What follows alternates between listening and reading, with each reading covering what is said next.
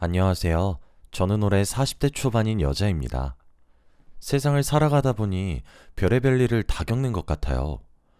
지금은 딸과 아주 재미나게 둘이서 살고 있지만 불과 몇 달 전까지만 해도 얼마나 많은 일들이 있었는지 모릅니다.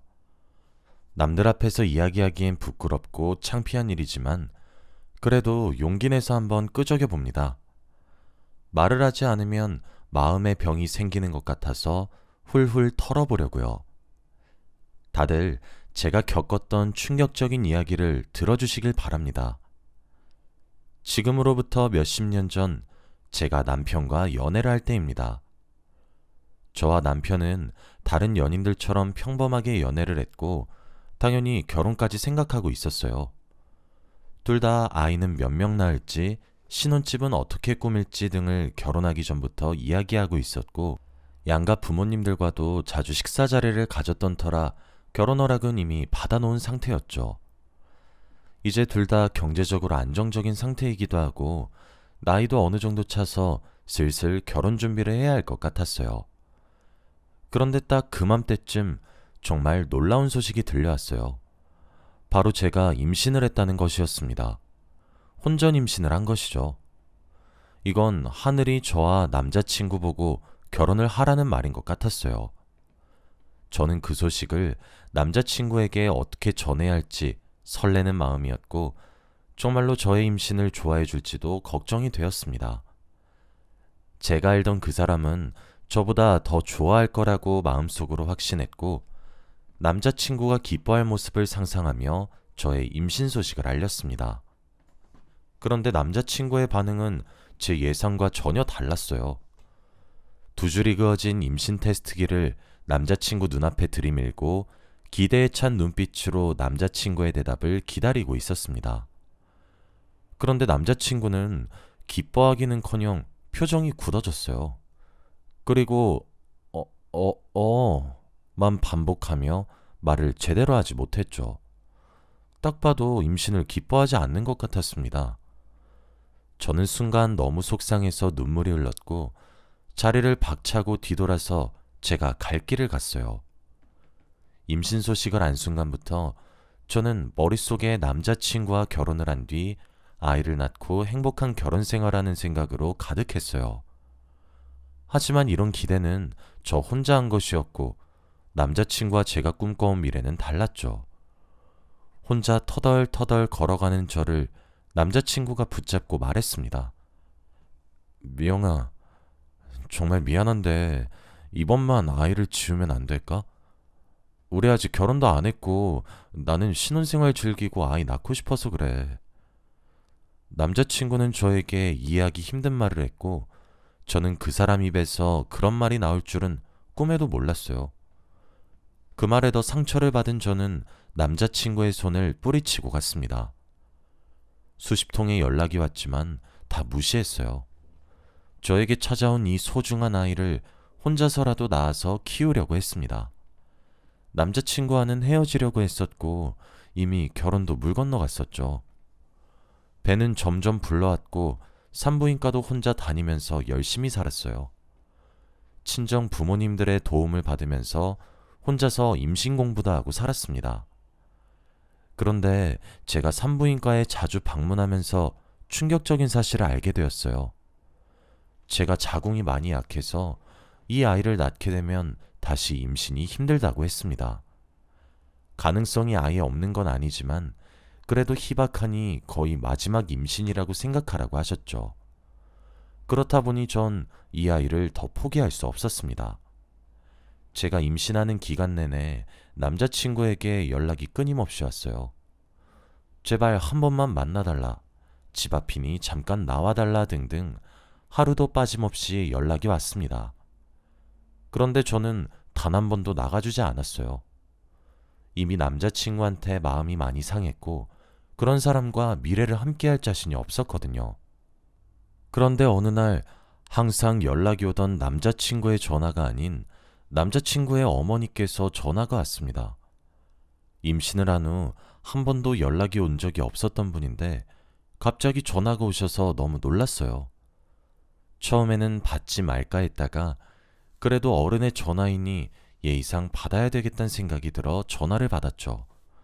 그런데 어머니께서 저에게 잠깐 만나자고 했습니다. 저는 대답할 틈도 없었고 전화를 끊자마자 약속 장소와 시간을 보내주셨죠.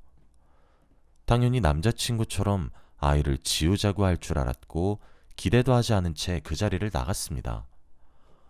어머니는 제가 자리에 앉자마자 말을 하셨어요. 아이를 혼자 낳겠다고 했다며? 그러면 되니.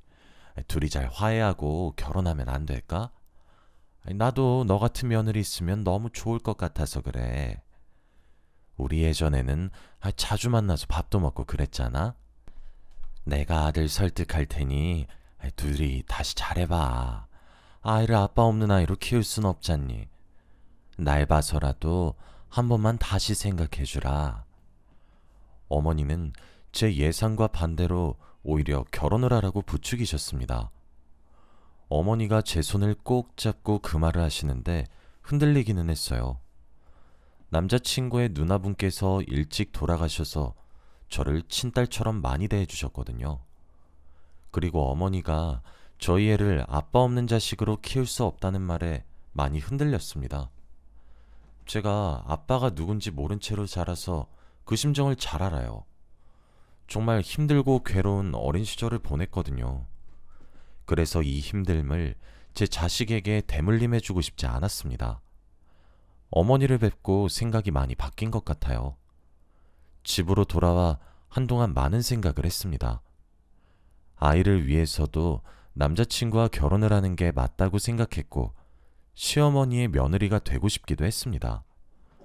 그날 마침 남자친구가 여느 때와 다름없이 집 앞이니 대화하자며 나와달라고 했고 저는 처음으로 배가 나온 상태로 남자친구를 보러 갔어요. 몇 달 만에 본 남자친구는 얼굴이 많이 수척해 있었고 그동안 힘들었던 것 같더군요. 그리고 대화를 하러 나와준 저를 보자마자 결혼을 하자고 했습니다. 자기가 과거에 미쳤던 것 같다며 아이를 낳고 셋이서 행복하게 살자고 했죠. 저와 남편은 그렇게 부부가 되었습니다. 배가 많이 나왔다 보니 결혼식도 못 올렸고 혼인신고만 하고 바로 신혼집으로 들어가서 살았어요. 남편이 태교도 많이 도와주고 아이용품도 이것저것 사면서 행복해하는 걸 보니 결혼하기 잘했다는 생각도 들었습니다. 시어머니도 저에게 아주 잘해주셨고 늘 딸 같다며 좋은 말도 많이 해주셨죠. 그렇게 시간이 흘러 만삭이 다 되었고 건강하게 출산을 하였는데 저는 딸을 낳았습니다. 딸을 낳고 싶었기에 저는 만족스러웠지만 시어머니는 그렇지 않았던 것 같아요.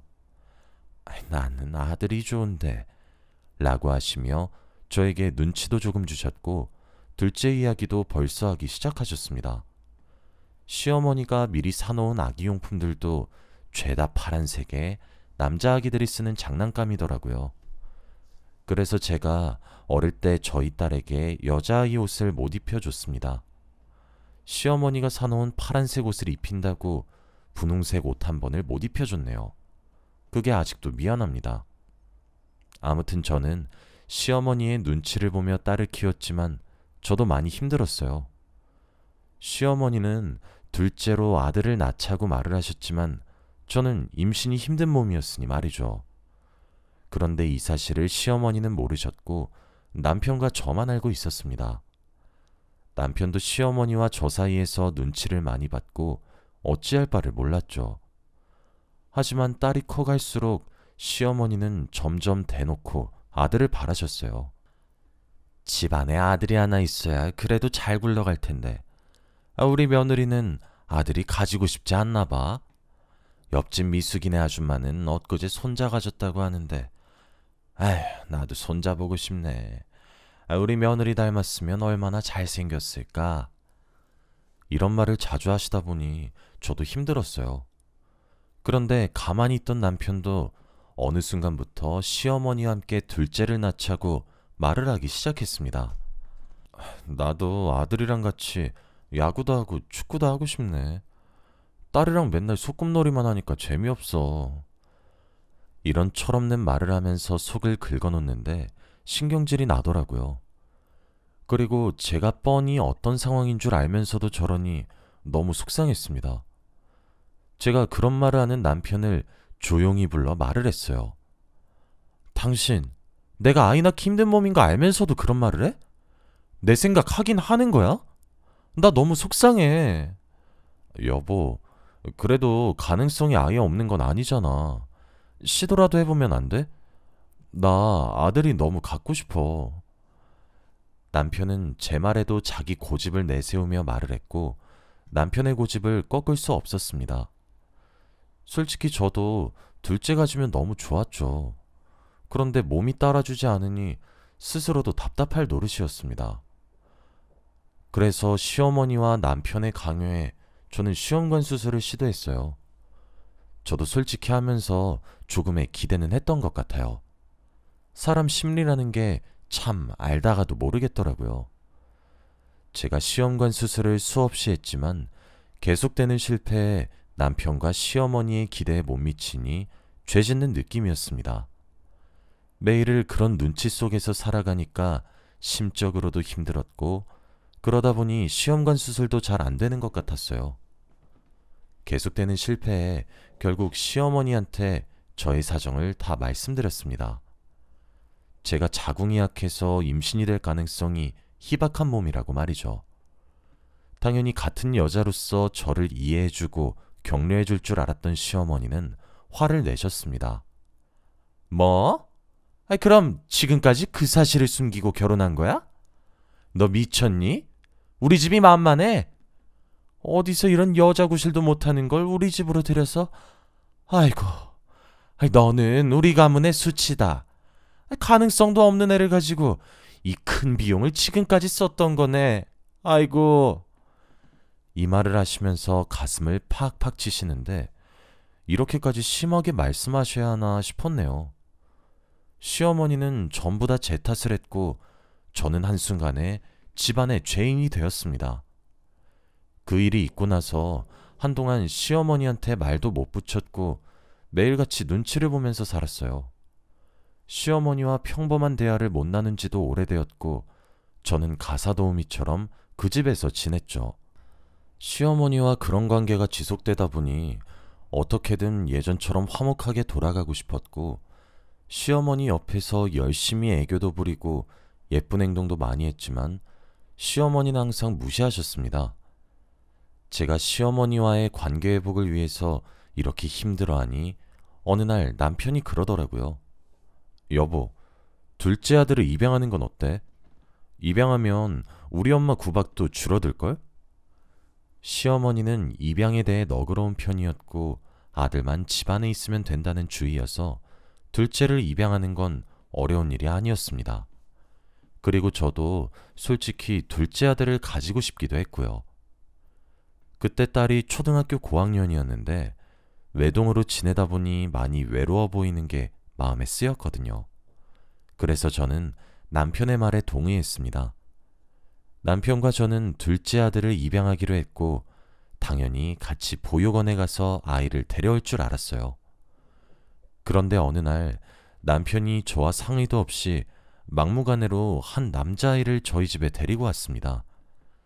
딸보다는 어린 초등학생 남자아이였고 첫인상은 되게 좋았어요. 잘생기기도 했고 눈도 똘망똘망해서 잘 지낼 수 있을 것 같았습니다. 제가 남편한테 왜 상의도 없이 데리고 왔냐고 물었지만 남편은 그게 중요하냐는 식으로 말을 했고 아이 앞에서 싸울 수 없었기에 할 말을 꾹 참고 아이와 친해지기로 했어요. 그 남자아이가 저희 집에 익숙해지기 위해 저희 가족이 많이 도와주었습니다. 주말마다 자주 놀러도 가고 외식도 하면서 진정한 가족의 일원이 되기 위해 많이 노력했죠. 다행히 딸도 자기에게 남동생이 생긴 걸 좋아하는 눈치였고 시어머니와 저의 관계도 많이 회복이 되어서 저는 아들을 복덩이라고 불렀습니다. 딸과 아들은 정말 잘 지냈어요. 초등학교도 같은 곳으로 가서 서로 잘 지내다 보니 학교 선생님들도 칭찬을 할 정도였습니다. 아들도 저희 집에 잘 적응한 것 같았고 저도 아들이 친아들처럼 느껴졌어요. 그런데 이제서야 행복하려고 하는데 저희 집에 충격적인 일이 일어나고 말았습니다. 시어머니가 손주들을 보려고 저희 집에 자주 오셔서 며칠을 묵고 가세요. 제가 늦게까지 야근을 하고 집에 들어왔는데 안방에서 시끄러운 대화 소리가 들리더라고요. 저는 무슨 이야기인가 싶어 안방문에 귀를 대고 대화 내용을 들었습니다. 안방에는 남편과 시어머니의 목소리가 들렸죠. 그래서 호적 정리는 잘했지? 네 아들이 네 조카라는 사실을 며느리가 알면 집안 아주 난리 난다. 그러니까 서류를 네가 안 들키게 잘 챙기고, 그리고 나중에 누나 보러 갈 거니까 누나한테 설명도 잘하고. 저는 그 말을 듣고 손에 들고 있던 가방을 털썩하고 떨어뜨렸어요. 그리고 제가 밖에서 낸 소리 때문에 안방에 있던 남편과 시어머니가 문을 열었습니다. 동공이 미친 듯이 흔들리고 손을 덜덜 떨고 있는 저를 보고 남편과 시어머니는 당황해했죠. 여보, 며느라. 저는 다리에 힘이 풀릴 것 같아서 겨우겨우 거실 소파로 가서 앉았어요. 그리고 시어머니와 남편은 저를 따라와서 말을 하기 시작했습니다. 이게 대체 무슨 일이냐고 말을 했어요. 그런데 시어머니와 남편이 하는 말은 충격적이었습니다. 바로 입양한 아들이 남편의 조카라고 했죠. 남편의 죽은 누나의 아들이라고 했습니다.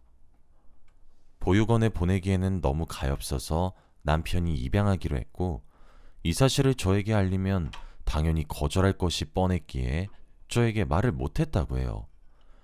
그러면서 저에게 무릎을 꿇고 두 손을 싹싹 비는데 제가 할 말이 없었습니다.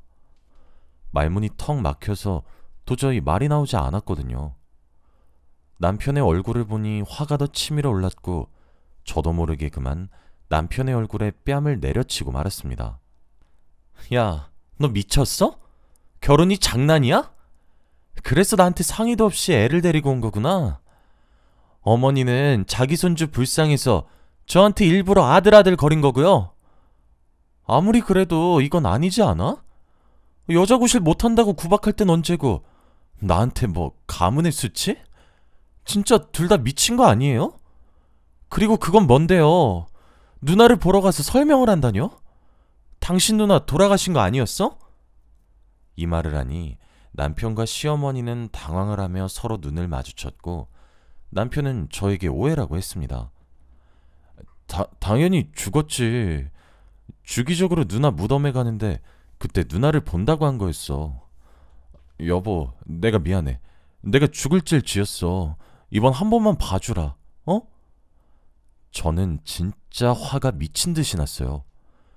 그런데 그 순간 방에서 아들이 자다 깼는지 졸린 눈을 비비며 나왔고 저희를 보고는 왜 이렇게 시끄러워요? 라고 했습니다.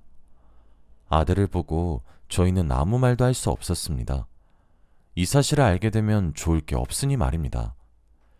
그리고 저는 며칠간 남편과 냉전 상태로 살았어요. 아들이 좋은 아이라서 정말 다행이었죠. 남편이 저에게 이 사실을 숨기고 입양을 한 사실로서 저는 배신감을 많이 느꼈습니다. 남편은 평소보다 저에게 더 잘해주었고 시어머니 또한 저를 아주 공주 모시듯이 했어요. 평소에는 손도 대지 않던 설거지나 청소를 남편과 시어머니가 다 했고 저는 아무것도 할 게 없었죠. 그리고 남편은 계속해서 미안하다고 다시는 이런 일 없을 거라고 했습니다. 이렇게 지내다 보니 제가 더 한심해지는 것 같더라고요. 한 달, 두 달 시간이 지날수록 냉전 상태로 지내다 보니 저도 힘들었습니다. 저는 이미 남편한테 정이 다 떨어졌었고 믿음이 사라졌지만 그래도 이혼은 하지 않기로 했습니다. 아이들을 보니 선뜻 이혼을 쉽게 결정하지 못하겠더라고요. 바보 같지만 그냥 속는 셈 치고 다시 예전처럼 살아보려고 했죠. 아들이 다시 예전처럼 친자식처럼 가깝게 느껴지진 않았지만 그래도 노력하려고 했어요. 남편도 미웠고 시어머니도 미웠습니다. 그렇게 아들은 고등학생이 되었어요. 그 당시 딸은 갓 대학교를 입학한 대학생이었고 아들은 고등학교를 입학했죠. 많이 성장한 자식들을 보면서 감회가 새로웠고 저와 남편은 드디어 아이들을 다 키웠다며 뿌듯해하고 있었습니다. 딸은 공부를 잘해서 서울의 유명한 대학교로 가게 되어 집을 떠나 기숙사에서 살았고 저희 집에는 저와 아들 그리고 남편밖에 없었죠. 그런데 저희 집에 저희 셋만 남게 되자 아들이 돌변했습니다. 늘 부모님 말 잘 듣고 착실하던 아들이었는데 고등학생이 되고 딸이 집에서 나가자마자 바뀌더라고요. 제가 세월이 흘러 나이가 들다 보니 집에 있는 시간이 많아졌어요. 다니던 회사도 그만두고 부업을 하다 보니 집에서만 일을 했죠. 그렇다 보니 아들과도 집에 있는 시간이 많아졌습니다. 남편은 회사에 출근을 하고 아들은 학교를 마치면 바로 집에 오니 저와 둘이 집에 있는 경우가 많았죠. 그런데 아들이 어느 순간부터 엇나가기 시작했습니다. 학교에서 사고를 쳐서 담임 선생님께 전화가 온 적이 있는 건 물론이고 하다못해 경찰서에서도 연락이 왔습니다. 늘 아들이 사고 친 것을 수습하는 건 저의 몫이었고 아들을 훈육시키는 것도 제 담당이었죠. 그런데 제가 단호하게 아들을 혼내도 소용이 있겠나요? 사춘기가 온 건지 아들은 제 말을 전혀 듣지 않았고 며칠 뒤 다시 사고를 쳤습니다. 남편한테 말을 해도 당신이 더 보살펴줘 라는 말만 했고 집안에는 무관심했어요. 남편은 어딜 가는지 주말마다 밖을 나갔죠. 제가 혼자서 힘들다고 아들을 바로잡아달라고 말을 하면 남편은 미안, 나 지금 나가야 해서 나중에 할게 라고 한 뒤 아침 일찍 어딘가 나가서 저녁 늦게 들어왔습니다. 솔직히 여자의 직감이 있잖아요. 남편이 어디서 뭘 하는지는 몰랐지만 왜 나가는지는 대충 짐작이 가죠. 이미 남편이 저에게 아들의 입양에 대한 비밀을 숨겼을 때부터 저희 부부의 믿음은 산산조각이 났었고 저도 남편을 사랑하는 감정이 모조리 사라졌기에 전혀 간섭하지는 않았어요. 그런데 아들의 훈육에 관해서는 책임을 졌으면 좋겠다는 생각을 했었죠. 제가 고민 끝에 내린 결론은 남편 앞에서 아들을 혼내보는 거였습니다. 남편이 집에 들어오는 시간에 맞춰서 아들을 혼냈어요. 늘 제가 혼내면 욕설을 내뱉으면서 그만하라고 적반하장으로 화를 내던 아들은 남편이 들어오자마자 급 착한 척을 했습니다. 갑자기 제 앞에 무릎을 꿇고 죄송합니다. 다신 안 그러겠습니다. 라고 하며 슬픈 눈을 하더라고요. 정말 얼척이 없었고 소름이 돋았습니다. 한 번도 저에게 그런 적이 없는 아들이었거든요. 그런데 남편은 그 모습만 보고 저에게 여보, 아들도 많이 반성하는 것 같은데 이쯤에서 그만하지? 라고 말렸습니다. 그러고 곧장 방으로 들어갔고 남편이 들어가자마자 아들은 무릎을 꿇었던 다리를 풀고 삐딱하게 앉아서 저에게 말을 했어요. 조용히 해, 미친 여자야. 죽고 싶어? 친아들도 아니면서 이래라 저래라 하지마. 이 말을 한 뒤 자기 방으로 유유히 들어갔습니다. 이런 집안에서 살아가기 너무 힘들었고 도망치고 싶었어요. 딸과 둘이서 멀리 떠나고 싶었습니다. 매일같이 아들의 욕설과 폭력이 견디기 힘들었고 남편은 계속 어딘가로 마음이 떠서 집안에는 무관심하니 제가 이 집에 도저히 있을 이유가 없더라고요. 그런데 어느 날이었습니다. 집에는 남편과 아들이 없었고 저 혼자 있었죠. 그런데 그때 왠지 모르게 아들 방에 들어가고 싶었어요. 항상 방문을 꼭 잠그고 있는 아들이어서 무언가 숨기는 게 있는 건가 궁금했거든요. 그리고 방 청소도 항상 스스로 했습니다. 저와 남편이 들어가려고 하면 화를 내었죠. 저는 아들 몰래 방 안으로 들어갔고 이것저것 뒤져보았습니다. 그런데 아무것도 나오지 않았고 저는 그때 컴퓨터가 눈에 띄었죠. 컴퓨터 속에 무언가 비밀이 있을 거라는 직감이 왔고 저는 카카오톡으로 들어갔습니다. 아들은 비밀번호를 잠금해 놓는 걸 깜빡한 것인지 대화창을 바로 볼 수 있었고 저는 친구들과 아들이 대화한 걸 볼 수 있었습니다. 그런데 그 대화 내용은 아주 충격적이었어요. 아들은 자신이 입양아인 걸 친구들한테 다 말하고 다녔고 자신이 누구의 자식인지도 알고 있었습니다. 바로 안방에서 시어머니와 남편이 대화하는 걸 들켰던 날, 거실에서 저희 가족들이 대화한 내용을 들었던 것이죠. 왜 그 생각을 못했을까요? 거실에서 워낙 남편과 시어머니, 그리고 제가 아주 큰 소리로 이야기했는데 방 안에 있던 아들이 못 들었을 리 없잖아요. 그리고 더 충격적인 사실은 따로 있었습니다. 카톡 대화창에서 아들이 자신의 엄마 행방을 알고 있었거든요. 남편의 누나인 형님은 당연히 죽었다고 생각했는데 어떤 병원에 있다고 했습니다. 우리 엄마 지금 이 병원에 있대. 우리 할머니가 그러더라. 그래서 오늘 찾아가 보려고 통장 다 들고. 그러면서 병원의 주소를 친구한테 보냈고 오늘 간다고 했습니다.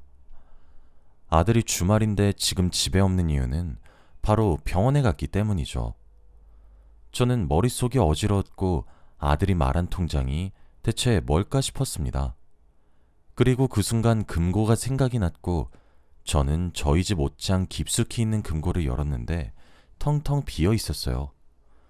바로 저희 집 통장을 들고 자신의 엄마가 있다고 하는 병원으로 간 것입니다.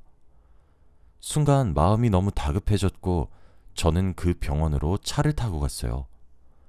가는 내내 정말 형님이 살아계신 건지 아니면 돌아가셨는데 일부러 시어머니가 아들한테 살아있다고 선의의 거짓말을 하신 건지 오만 가지 생각이 다 들었어요. 병원은 아주 시골에 있었고 사람들이 자주 드나들지 못하는 산골짜기에 있었습니다.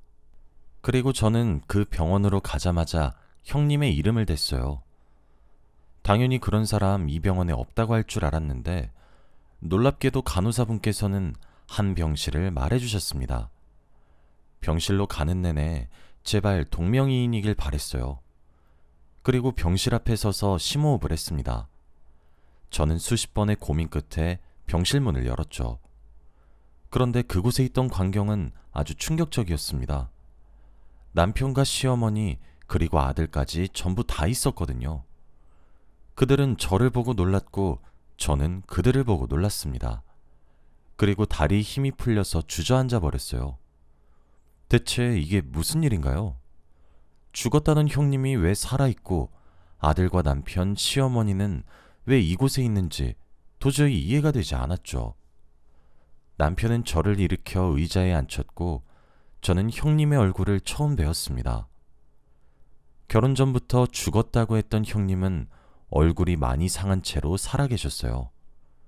남편은 저에게 자초지종을 설명했습니다. 남편의 이야기를 들으면 들을수록 더 충격적이었어요. 남편의 누나인 형님은 시한부라고 합니다. 그런데 아이를 낳고 큰 병을 앓게 되어서 시한부 판정을 받았고 자신의 아들이 혼자가 되어야 했던 거죠. 시어머니와 남편은 그런 아들이 불쌍해서 저를 속이고 입양한 것이었습니다. 그런데 어쩌다 보니 아들이 자신의 엄마가 살아있다는 걸 알게 되었다고 해요. 그래서 집안의 돈들을 다 들고 병원에 찾아왔는데 시어머니와 남편을 만났다고 합니다. 그들도 당황스러운데 거기다가 저까지 나타났으니 놀라울 수밖에 없었죠. 아들은 병실에 누워있는 형님과 같이 살겠다고 했고 시어머니와 남편은 반대했습니다. 그리고 형님도 이제 살 날이 얼마 남지 않았으니 아들 보고 같이 살 수 없다고 했고요. 그 가족들이 서로 자기 말이 맞다고 우기면서 말싸움을 하는 광경을 보고 있으니까 할 말이 없더라고요. 저는 그 사람들의 거짓말에 노란한 것을 알게 되니까 도저히 이 결혼 생활을 진전할 수 없었습니다. 그래서 병실에 있는 통장들을 집었습니다.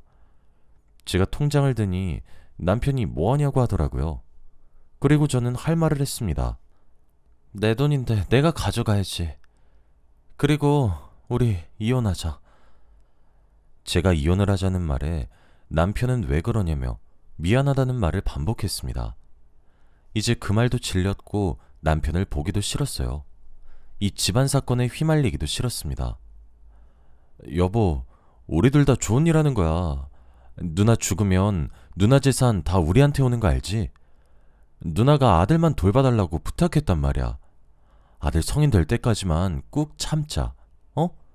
이 엄마는 안 돼. 제발. 나 혼자 저 아이를 어떻게 감당해?